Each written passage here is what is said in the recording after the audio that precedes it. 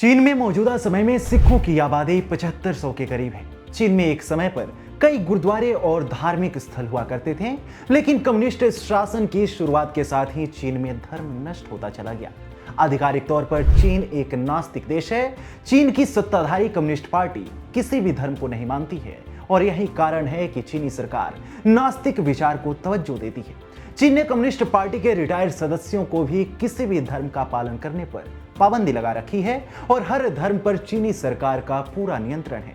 लेकिन इसी चीन के एक हिस्से में आज भी तमाम धर्म के लोग एक साथ जीवन जी रहे हैं और उन पर किसी भी तरह की कोई पाबंदी नहीं है।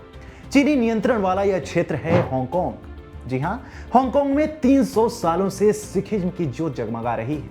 नमस्कार, मैं हूं आपके साथ अवनीश और आज की वीडियो में मैं आपको बताऊंगा कि जिस चीन में धर्म पर ही पाबंदी है, इस चीन के कंट्रोल वाले हांगकांग में सिखिज्म की कहानी क्या है।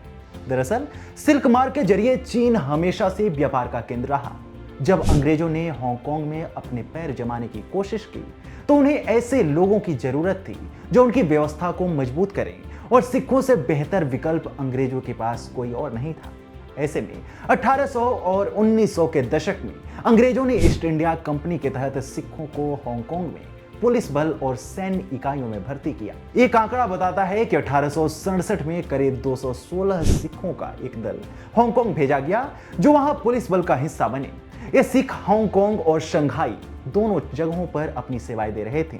उनकी वीरता, अनुशासन और पगड़ी की शान ने हर किसी का दिल जीत लिया। लेकिन 1945 में शंघाई में भारतीय पुलिस इकाई को भंग कर दिया गया, जिसके बाद सिखों के सामने 3 रास्ते थे। या तो वे सिख हांगकांग जा सकते थे, सिंगापुर जा सकते थे या फिर भारत वापस लौट सकते थे। ऐसे में ज्यादातर सिखों ने हांगकांग को चुना और इसी जगह पर उनकी कहानी ने नया रंग ले लिया। लेकिन 1949 में चीन में कम्युनिस्ट शासन की शुरुआत ने सब कुछ बदल दिया। गैर चीनी लोगों को चीन से विस्थापन का सामना करना पड़ा। शंघाई में बचे सिखों को वहां से भागकर हांगकांग या भारत लौटना पड़ा। यही नहीं, 1962 के भारत चीन युद्ध ने शंघाई में सिखों की स्थिति को और ज्यादा बिगाड़ दिया। ऐसे में इस मुश्किल दौर में हांगकांग सिखों के लिए एक सुरक्षित ठिकाना बनता चला गया। हांगकांग में सिखों को न केवल सम्मान मिला बल्कि उन्हें अपनी पहचान बनाए रखने की आजादी दी गई। यहां तक कि हांगकांग की नीतियों में बदलाव किए गए ताकि सिख अपनी केश, दाढ़ी और पगड़ी के साथ गर्व से जी सके। आज भी हांगकांग पुलिस बल में सिखों की उपस्थिति उनकी वीरता का प्रतीक है। रिपोर्ट्स बताती है कि हांगकांग में 15,000 से 20,000 सिख रहते हैं, जो पूरे चीन में सिखों की सबसे बड़ी आबादी है। ध्यान देने वाली बात है कि सिखों को हांगकांग में बसाने के लिए अंग्रेजों ने समझदारी दिखाई।